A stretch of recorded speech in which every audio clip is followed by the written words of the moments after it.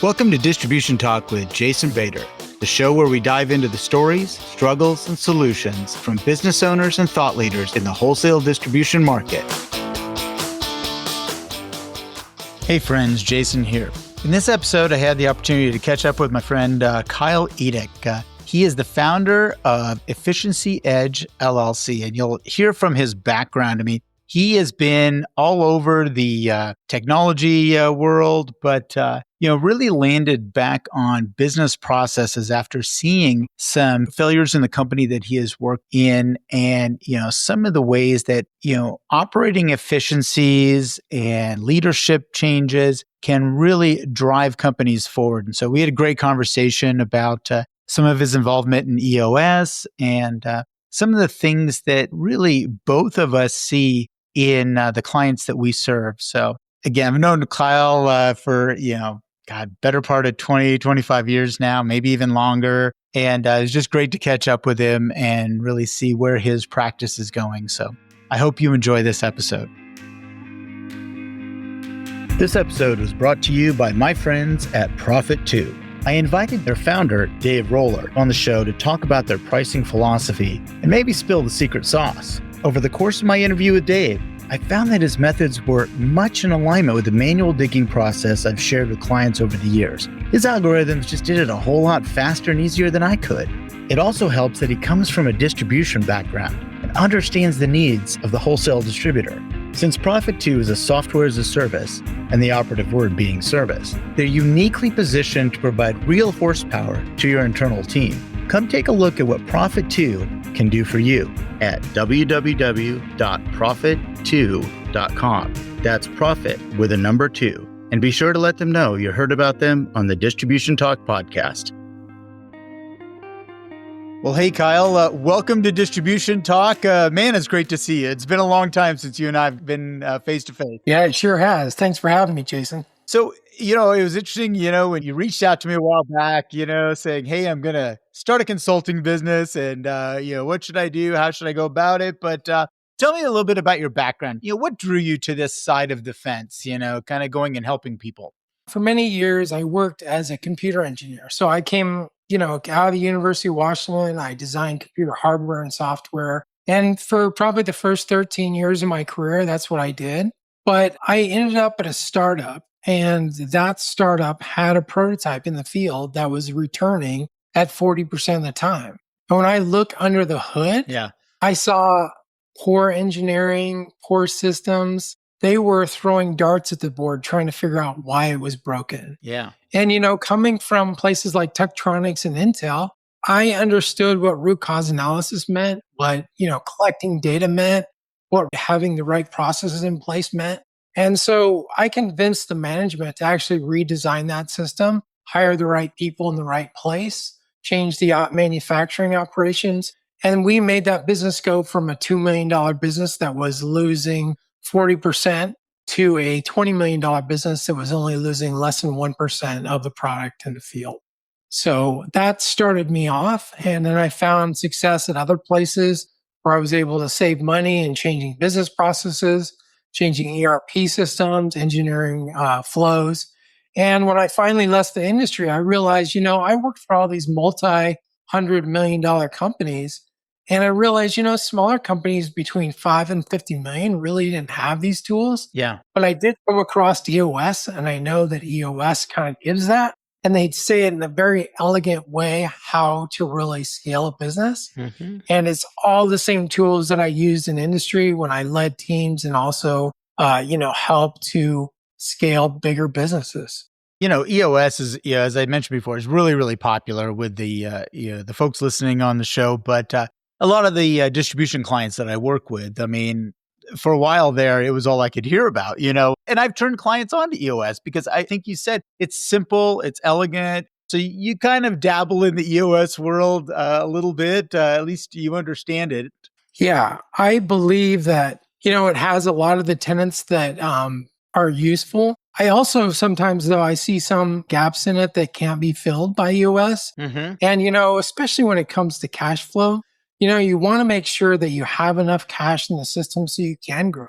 If you're really just paying your bills and trying to get by and it's a lifestyle business, it's not necessarily. Mhm. But if you're trying to expand, making sure that you have the cash flow to do it is really important. Absolutely. Yeah, that's great. No, it's interesting.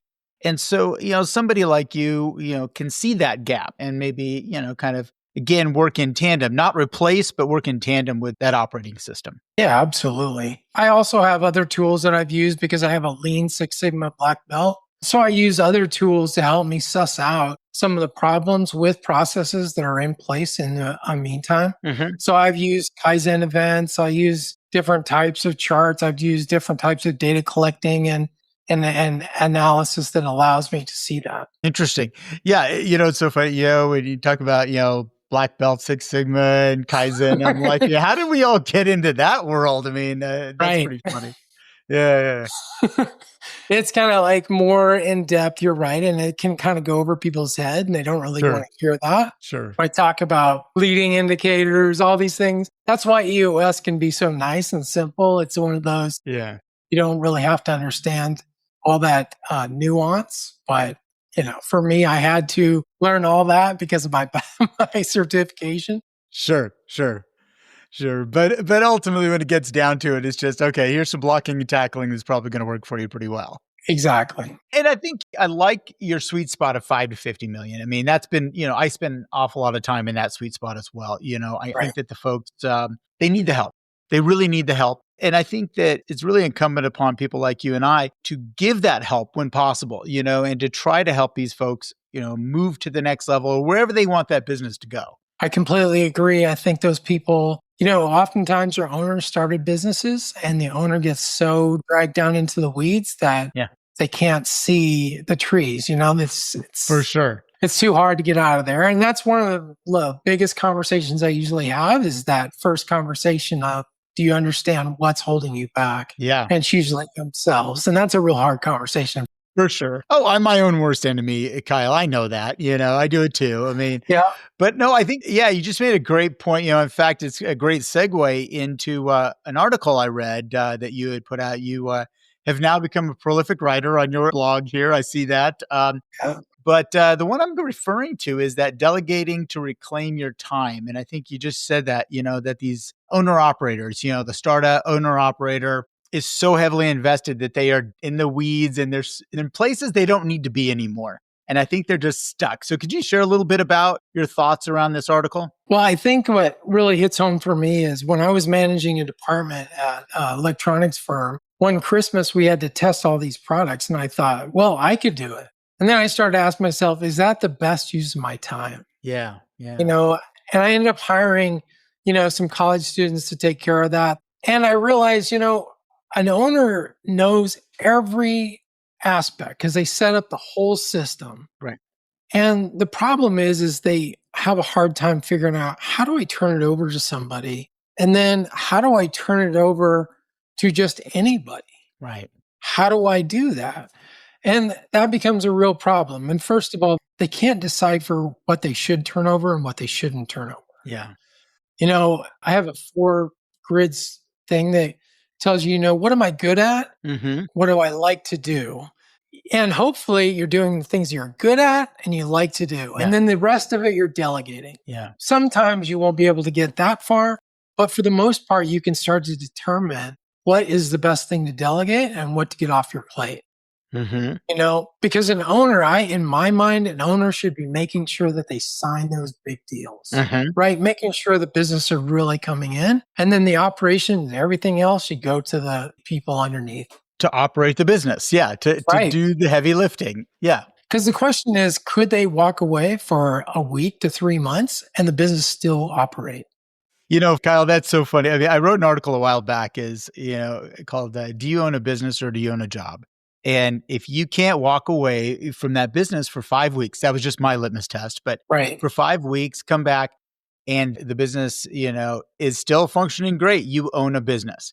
But if you can't, you own a job. That's right. And I mean, I'm telling you, I got a lot of feedback on that one. A lot of independent business owners. It's like, man, I hit them right between the eyes with that one. So Yeah, it's so true. It's so many people, years ago, there was a book written about, if you're doing that, you're still a technician. You're not really Yeah. an owner and a strategist. You're a technician. And you want to get out of the technician. You want to be a real strategist to make that business grow. Well, I think it can't grow if you are still the technician. Right. If you are still doing everything, then the growth is minimal. It's only as much as your bandwidth. And, that's the challenge there. I mean, I think that I understand the mentality. It's like, I can just do it faster and easier. Right. If I do it, it's just quicker. Yeah. But then again, you just took that amount of time that you could have been doing in strategic thought or something else. So, and, people oftentimes say investing in the infrastructure it takes up too much time. But the problem is they don't calculate the return on investment that brings as opposed to doing it themselves all the time. Right. Speaking of books, you mentioned, you talked about a book. There was a book years ago called Eat That Frog by a guy named Brian Tracy. I mean, this has been around. It was in the 80s. Still solid gold, in my opinion. But, Right. One of the things that Brian talked about was working at your pay grade. And so I use this a lot when I teach and when I'm training managers around delegations. Like, look, if you're paid $35 an hour, do $35 an hour work. Right. Quit doing $15 an hour work. And I think that's for me, again, 2x4 to the back of the head. I was like, that starts to make sense now. I get it. A couple little things like that. And then a gentleman I had in a class one time, he had this little sign above his door. It said, only do what only you can do. And it was this huge reminder to give others the opportunity and really, put tasks in their proper place. So that's a tough one. A lot of people have a hard time giving up control. That's another one. Yes, indeed. Indeed. Oh, yeah. I talked to an operations manager one time, and she was having problems with quality and inventory. And I asked her, why don't you have a quality system? And she said, I don't have the time. I said, you don't have the time to delegate some of your tasks so that you can make sure that you save $300,000 a year? And I was like, wow, okay. Yeah, maybe I do. Yeah. On the wrong thing, right? Yeah. Well, I think, again, there are those of us, that are good operators, or good technicians, to use your word. And sometimes we have a difficulty, being able to give up that control. And the potential of giving up control means that somebody else might do it different. Yeah. And I think that's a huge fear, and the scary part is they probably might do it better. And we really don't want to see that either. But, that's Right. that's a little bit scary. But yeah, I think a lot of it is control and not thinking they have enough time to properly get someone ready for that, whatever that role is. Yeah. I think a lot of people think, this is where the infrastructure comes in, writing down your processes. But a lot of people think it's, oh my God, I'm going to have to write down every little thing I do. But there's so many tools out there today that can record regular transactions on a computer. Scribe is one of them. If you want to talk about a tool, Trainual is another one. Okay. But the other thing is that EOS teaches this thing where it's called write down 20% that runs 80% of the business. Okay. Right. Okay. And I always think, for years, I designed pure hardware and I just put blocks down. You can do the same thing with processes. Just write down put these blocks in a picture. What's the main things that go on? And then describe who owns that and what, basic tasks. Not everything. You're rating down 20%, right? It's a really good method and you can get a lot done in a very short period of time by thinking that way instead of, oh my God, I have to write every detail so it's perfect. That's not the tactic you need. Perfection is not what we're looking for. No, we're looking for pretty damn good, and right. but again, if they look at details and again, working down your processes and putting those things down, I think sometimes people try to overly complicate that process, and make it too hard. And, because they're afraid if they miss a detail, then it's not going to be effective. And I think that's what blocks them, that blocks them from actually going ahead with the task. It's very true. They oftentimes get stuck there. They don't think it's necessary. They have to keep it up to date all the time. The problem I always find with that, because I had a department that had no processes written down. And I was onboarding people all the time. And I realized, after I've done it, then I can pass it off to somebody else who's doing it. And they can pass it off to the next guy who's doing it. And they'll keep it up all the time. It's like, just keep it up to date if you're the owner of it. and that's it. Right. I mean, because if you don't have them written down, this is the thing that I see that owners are bogged down by is that their business is determined on them or specific employees. And no business should be determined on anybody. It should be interchangeable. These should be easily interchangeable. And I think that blocks a lot of businesses from really getting there. Yeah, I agree. No, I think it blocks them from that growth we talked about, is that Right. again, it's that, and I've run into this. This kind of dovetails into another article you wrote, about the sellable business.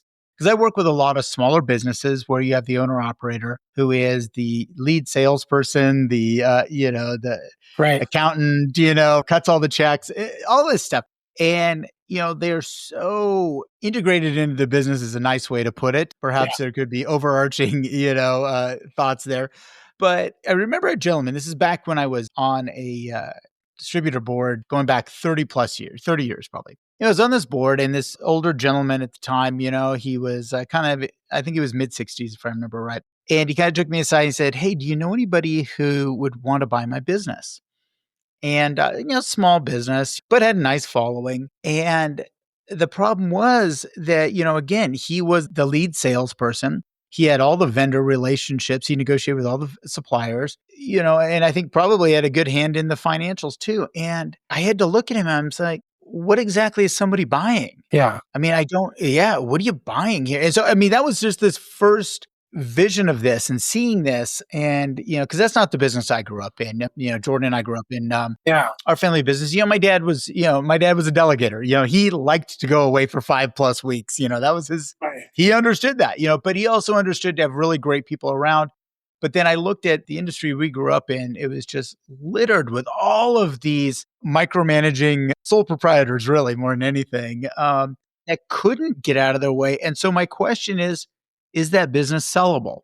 Well, I mean, I've talked to a lot of M&A people. Yeah. First thing they'll ask is, how dependent is this business on the owner? And they've even said it's either worth 20% of its value or 5 times its value, depending on that ratio, right? And I just heard it recently. Somebody said, yeah, the owners walked out the door at 5 o'clock. That meant that the assets walked out the door at 5 o'clock. And if they left, all the assets of the business left. Interesting. And I know some of your competitors. Actually, I know a few competitors here in town, or your family's competitors. Yeah. Yeah. And there are owner operators that are involved in the business. They believe that they need to deliver to the customers all the time. And Yes. I think, wow, what a waste of time. They could be selling these big deals. They could be making these big distribution deals that, would save their customers money and make more, but they're in a truck delivering the material. Yes. And their justification is, I'm going to be in the front of the customer one more time. But that's only one customer, Right. Right. It's a very expensive sale. That's a very, very expensive customer contact. I think there's the rub.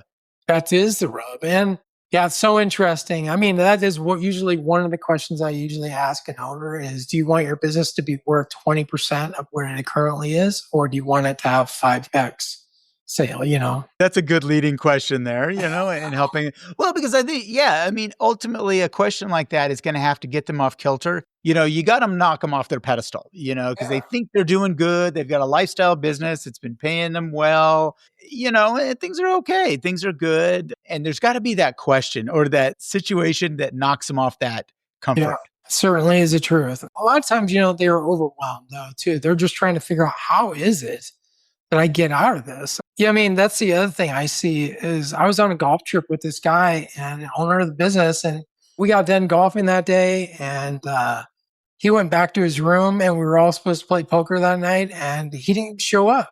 I asked him next morning at breakfast, I said, where were you? And he said, I was on the phone solving problems all night, and I just fell asleep. I was like, wow. I said, you're on vacation and you do not own a job. You don't own a business, buddy. You own a job. Yeah. That's tough. It's tough to see from our perspective, outside where we've seen better ways to operate, yet you kind of feel bad for, somebody who doesn't see that out another way. Right. And then when they expand, they're still doing that. And they're thinking, how And it makes it worse. It doesn't make it any better. It just makes it worse. This episode of Distribution Talk is sponsored by InSQL Distribution Software. InSQL is a fully functional distribution-based software package, and these folks do it very well at a price point many smaller distributors can afford. Another thing I like about this company is they do it all in-house. They take on these applications and build them into the platform using state-of-the-art Microsoft technology. No third-party bolt-ons for them. This is important because when you need technical assistance, they are the single point of contact. If you're ready to step up to a fully loaded, scalable distribution package at an affordable price, look no further than InSQL Distribution Software at www.insql.com. That's INXSQL.com.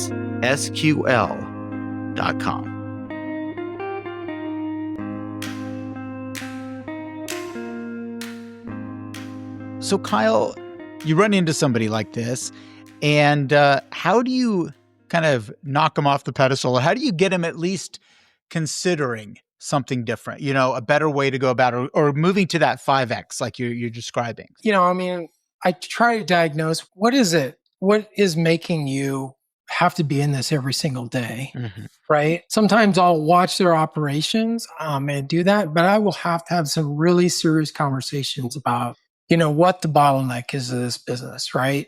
And that is, being honest with them about if you're involved in every transaction, then that's a bottleneck to you getting there, Right. And they oftentimes have complaints about, well, I can't turn it over because my employees are just employees. They don't feel like owners. How will I know if I don't have if I'm not involved? How will I make sure my employees, deliver? They sometimes haven't been in that role of strategic. So, when I assess all these things and I realize, okay, we can talk about all these tenets that really do fit together. They may not even have a vision for where they want to go. Right. Like you said, they're in a lifestyle business, but let's talk about what is it? You want to really grow 3X or not? Do you want to grow 2X? Let's talk about where we have to go. And then let's really get down to brass tacks of what it's going to take. And from there, once I get them convinced that, yes, maybe they are the bottleneck and that there are systems in place that could do it, that could make that happen, then it can be, okay, I can help you out and we can move forward, right? Yeah. I'm envisioning while we're talking here, almost like this 20 question checklist, are you a micromanaging, overlord, or actually, are you sellable? I think, this 20 question thing, you go down and it's like, okay, do all the customers want to talk to you? Do all the suppliers only want to talk to you? Or whatever this questionnaire could look like. But I feel like there's a questionnaire there, the assessment questionnaire. There is actually. Oh, okay. I have a 20-page questionnaire, honestly. Oh, fantastic. Okay. All right. Well, see, you know what? Great minds think alike, my friend. I just put this together because the same thing what came to me is like, it was 35 questions, but I think that's a little long for some people to actually. That can be a little long. Sure. Yeah. But, in 5 minutes, understanding, do you have a vision or do you have some alignment in your company? Right. I have like these 7 areas, how about your leadership? Are they in place and do they drive accountability throughout your staff? Right. Owner independence. We talked about this topic, but that's a big one that is super important. Cash flow optimization. Are they spending time trying to optimize your cash flow? Operational flow and waste. Are they spending time trying to reduce waste and make sure their operations are efficient and scalable? Let's see here. Execution and focus, being able to predict. What I'm mostly interested in that case is making sure that they have a rhythm, like weekly meetings, quarterly reviews, yearly planning. Let's write down the EOS playbook right there.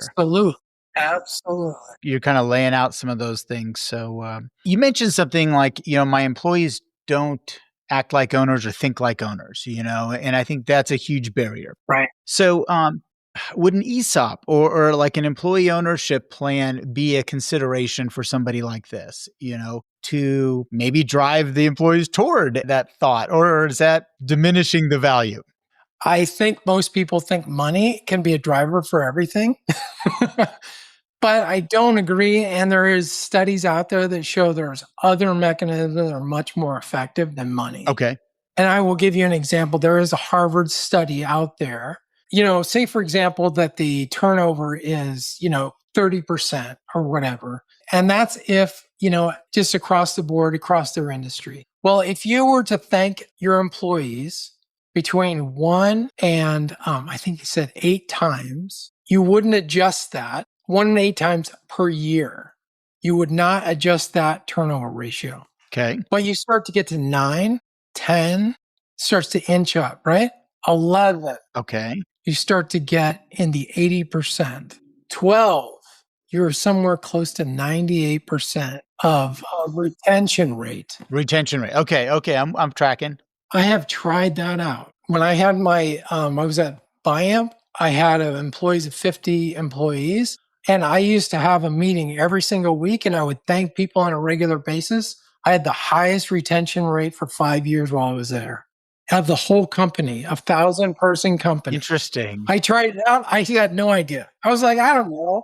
Let's just give it a shot. Yeah. Why not? Tried it out, and it worked. I mean, that's one way.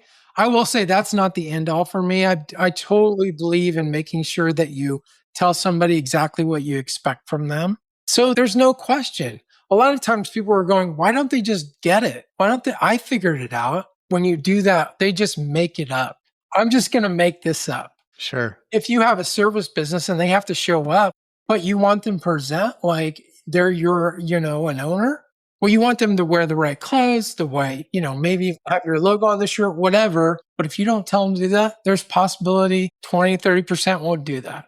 I think you're saying that, the conveying of expectations is probably one of the biggest ways that you can kind of move people to a place where you get to actually be that owner, kind of be that owner and let them start to take accountability. But it's really, you have to convey expectations first and then see who rises to that occasion. I mean, there's another aspect of this. I think it all kind of rides together. Like telling them what you expect, that's the first level of it. The second level is, what if they had a piece of data that they can control that contributes to the business's bottom line? Okay. So let's take a construction company, for example. Let's just say that the construction, one of the things they're having a problem with waste is that they show up at the site and then they realize, oh my God, I got to go to a vendor and get this stuff. I have to leave the site. I have to do this thing. I have to go get more. Yeah. I have to pay full price for it because I didn't order it ahead of time. All that, right? Let's just say the data piece that they can control is how often they show up where they didn't have to go get materials from a vendor. Right. How many times did they have to leave the job site? Right. So that's the data they can control. Okay. If we gave them that data and that is how you're being measured, all of a sudden they're invested in what the success of the business is, right? So that's a data KPI, a piece of data that we're looking at on a regular basis and we're judging them by. And now they can show up every day to win. Interesting. Yeah. I know. I hear you. Somebody told you, hey, we need to make 10 million in sales to a construction guy. He's like, how do I participate in that? But he can participate every single day by showing up prepared for the job. Spending more time on the site than getting on to the next job quickly. That's right. Yeah.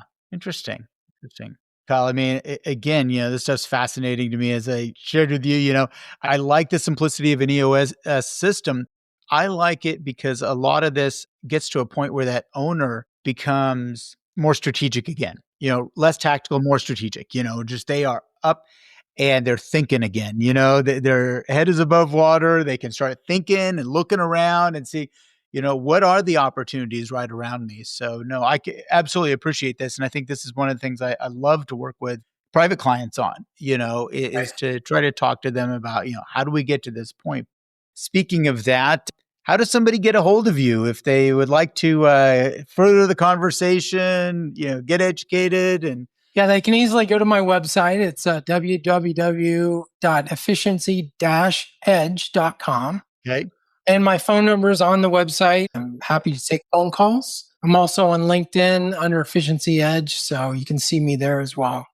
Cool. Well, we'll get all that stuff in the show notes so people can get a hold of you. But man, it was good to catch up with you, brother. It's been a long time and gosh, I mean, I'm trying to think back. I think you and I have known each other at least 25 years, maybe at this Yeah, point. probably. Yeah, we're getting old, brother. I hate to I say it, but know. getting old. But yeah, no, I'm really glad that, you originally reached out and talked about wanting to kind of move into this, helping and consulting business. And yeah, I just wish you all the success in this. I know you're going to do great in it. So, Appreciate it. and thanks again for coming on here, man. I Oh, loved chatting with you online here. yeah, anytime. It's great. Thank you so much, Jason. You bet, man. You bet. Thank you for listening. If you liked what you heard, consider sharing with your friends and colleagues. And don't forget to follow the show on your favorite podcast application. Links to sponsors, products, and services mentioned during this episode can be found in the show description area or at www.distributiontalk.com. Distribution Talk is edited and mixed by the brilliant team at the Creative Imposter Studios. This episode was brought to you by my company, the Distribution Team. We are a consulting services firm dedicated to helping wholesale distribution clients remove barriers to profitability, generate wealth, and achieve personal goals. To learn more about how we can help your company succeed, check us out at www.thedistributionteam.com.